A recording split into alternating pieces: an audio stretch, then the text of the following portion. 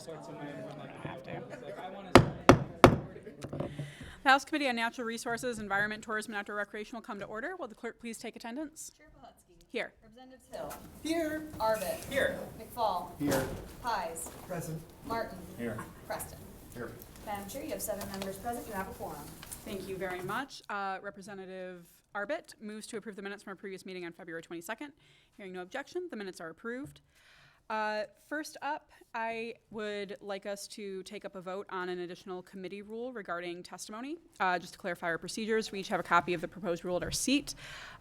So Representative Hill moves to adopt the committee rule. Madam Clerk, will you please call the roll? On the motion to adopt, Chair Pohutsky. Yes. Representatives Hill. Yes. Arbit. Yes. McFall. Yes. Pies. Yes. Martin. Yes. Preston. Yes. Madam Chair, you have 7 yeas, 0 nays, 0 pass. The motion prevails. Thank you very much. First up on our voting agenda, we're going to be, well, no, second up, I guess. We are going to be voting on Senate Bills 225 and 226. They are sponsored by Senators Chang and Geiss. These bills are part of an asbestos abatement package that we heard testimony on last year.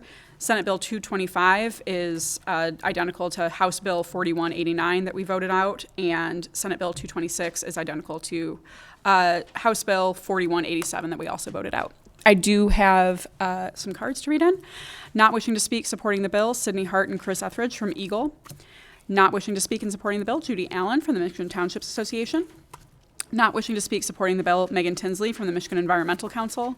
And not wishing to speak, supporting the bill is Nick Acapinti from Michigan League of Conservation Voters. I will now take a motion to report Senate Bill 225 with recommendation. Motion made by Representative Pies. Madam Clerk, will you please call the vote? On the motion to report, Chair Pohutsky. Yes. Representatives Hill. Yes. Arbit. Yes. McFall. Yes. Pies. Yes. Martin. Yes. Preston. Yes. Madam Chair, you have 7 yeas, 0 nays, 0 pass. Senate Bill 225 is reported for recommendation. Thank you very much. Now I will take a motion to report Senate Bill 226 with recommendation. Motion made by Representative McFall. Madam Clerk, will you please take the vote? On the motion to report, Chair Pohutsky. Yes. Representatives Hill. Yes. Arbit. Yes. McFall. Yes. Pies. Yes. Martin. Yes. Preston. Yes. Madam Chair, you have 7 yeas, 0 nays, 0 pass. Senate Bill 226 is reported for recommendation. Thank you very much. Next up, we're going to have a presentation from Amy McMillan, who is the director of the Huron Clinton Metropark Authority, and Leona Medley, who is the director of the Joe Louis Greenway Project. So if you two would like to come on up.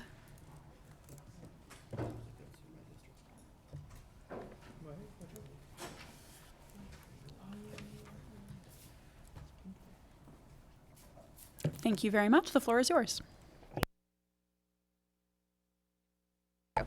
I'd also like to introduce Danielle Mauder, our Chief of Marketing and Communications at the Metroparks. I am terrified of running a presentation myself and having it go awry, so she was kind enough to join us this morning. I am Amy McMillan, and I am the director of the Huron Clinton Metroparks. I am the former director of the Genesee County Parks, so it is always great to see some of my former colleagues here at the table and have such an appreciation for the leadership that this committee provides for public parks and recreation agencies. And Leona, would you like to introduce yourself? Yes. Good morning, everyone. Leona Medley. I'm the Executive Director of the Joe Louis Greenway Partnership. And again, like Amy said, I'm so thrilled to be here and present this information to you all today. Thank you so much. So we wanted to just take a minute to remind you about who the Huron Clinton Metroparks are. If you're not familiar with the Metroparks, we are a regional park system. We serve the entire 5-county area of southeastern Michigan with 25,000 acres and 13 parks. So we have about 7.3 million visitors throughout the year, and we really focus very hard on making sure that we are serving all of the people of southeastern Michigan all of their lives. We look at the entire lifespan of our visitors. Go ahead, Danielle. If you're not familiar with regional parks, I know some of you are, some of you aren't. We were created to serve an entire metropolitan area, right? So all of our parks are thousands of acres in space because it's just not possible to do that in another environment. And the Metroparks were created in the 1940s, so we have been doing this work for a while. Go ahead. I'm pretty sure we're preaching to the choir this morning, but one of the things we really think is so important to talk about is why public parks are such an important part of life in southeastern Michigan and beyond. They are the places where people are outdoors, they are becoming healthy, they are becoming connected with nature. They are so much a part of who we are as Michiganders, and what makes those memories that so tie us to our state and are part of our family memories. Parks are also really important drivers of economic benefits. These figures are about 5 years old from the Metroparks. We started collecting them right during just before the pandemic hit, and so they have clearly gone up year over year as more and more people utilize our parks. And we wanted to give an opportunity to talk about how some of the public-private partnerships also influence the quality of life and the economy of our region. Liana? Yes, thank you, Amy. And so, again, the Joe Louis Greenway Partnership is a 501c3 that was started to steward and support the communities that are connected by the Joe Louis Greenway. Here you see our mission really to support the enduring spirit and the culture of this project and to be a force to catalyze the economic development that can really come about through these public space projects. And when we think about public-private partnership, bringing a private organization like the Joe Louis Greenway and in support of the public entity, we can really see how this 30-mile trail is connecting over 23 communities across 4 cities in southeastern Michigan and really focus on driving the economic development, the economic mobility of the communities that are connected. And this is all happening through parks and trails and public space. We want to replicate the success by ensuring that families are able to thrive. Looking at this panel that was presented, looking at 33,000 households connected, and as we think about the amount of children, the amount of school-age kids, seniors that are being impacted by public space projects, ensuring that there's access to long-term funding, and thinking about parks and public spaces and trails in the state as an interconnected series of networks that not only connects families to those spaces, but connects our rural and our urban parks to each other. And so, these public space projects are an opportunity for inclusive economic development. When we think about the Joe Louis Greenway as an opportunity to do that, we see new economic opportunities being created by this project. We see a connection to neighborhoods, cultural assets, and we cannot overscore the access to transportation by way of greenways, trails. Just in the first month, the Joe Louis Greenway, the Warren Gateway being open, we saw over 3,000 visitors coming from all over southeastern Michigan. And then when we think about investing in public space, the return on investment here, the Atlanta Beltline, the riverfront, and the San Antonio Riverwalk are examples nationally and even here right in our own state about the economic impact of trails and investing in public space and parks. And here, these are just some before and after images.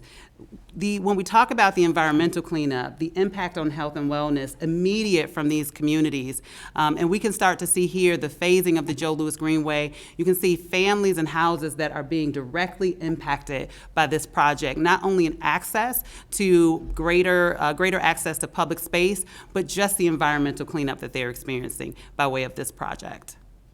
And then here you have the Warren Gateway Trailhead. This is an amazing project that was at the center of the Joe Louis Greenway that really anchors this project and creates an amazing space that families from all over the region, all over the state can have access to and adds to our public park and trail system. Thank you so much.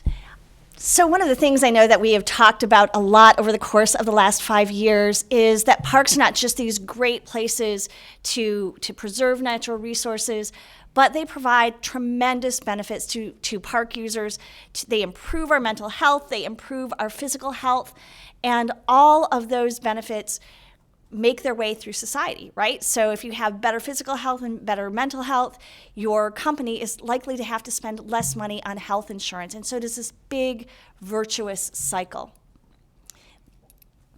One of the things if you got your, well, you probably didn't get your start in employment as a kid in Parks and Recreation like I did, but I think one of the things that often gets lost is that park systems are major employers. We are major employers throughout the region, not just people who are mowing the lawns and doing programming with kids, but when you look at the type of jobs that are available in a system like the Metroparks, you can be a police officer and work for the Metroparks. And if you're a police officer, I'm going to tell you right now, it is the best place to be a police officer because the environment is so great and you are working with people who are always happy to be there. If you're an HR professional, if you are in natural resources, if you are a teacher or an engineer, there are so many opportunities that are available for people to have long careers in public parks. Go ahead. In a large system like the Metroparks, in a lot of ways, we are like a city, and we don't just influence the natural resources within our parks by maintaining our dams and our sewers. We also have this impact that flows well beyond them. The Metroparks are a major contributor throughout the entire region in stormwater management, for example. And of course, we also focus a lot of our attention in making certain that everyone, regardless of their ability, is able to enjoy the outdoors at the Metroparks. One of the things I want to take a minute to thank you for today, because this committee always passes the bills through that authorize the funding for the grants that support a lot of the work that we do at the Metroparks. We have this really, we're really proud, actually, of our track record in bringing funds into the Metroparks to support and amplify the taxpayers' investments in the Metroparks. In the last few years, I'll be celebrating 6 years at the Metroparks in just a few weeks. We have brought in more than $20 million in public funding to support projects throughout the Metroparks. We also know that in any park agency, that business is a really important part of what we do, right? So we get some taxpayers' dollars, we get some grants, but we have to support the rest of our business, our expenditures with our business. And this is just an example. We have some of the best golf courses in southeastern Michigan. If you haven't been, we would invite you to come and play one of our courses. Golf, in fact, is our third highest source of revenue in the Metroparks, and this is something that we build very intentionally so that we can support all of those other functions, that stewardship of the resources that we do, and our interpretive programs. So just wanted to give you a snapshot of that today. There's more information in the folders that are in front of you. One of the things that we pride ourselves on at the Metroparks is being good partners. And just wanted to give you, again, a snapshot of who we work with throughout the entire region. We certainly work with parks and recreation agencies, public and private, and we also work with groups like the Friends of the Rouge, the Detroit Public Libraries, the Riverfront Conservancy, and more.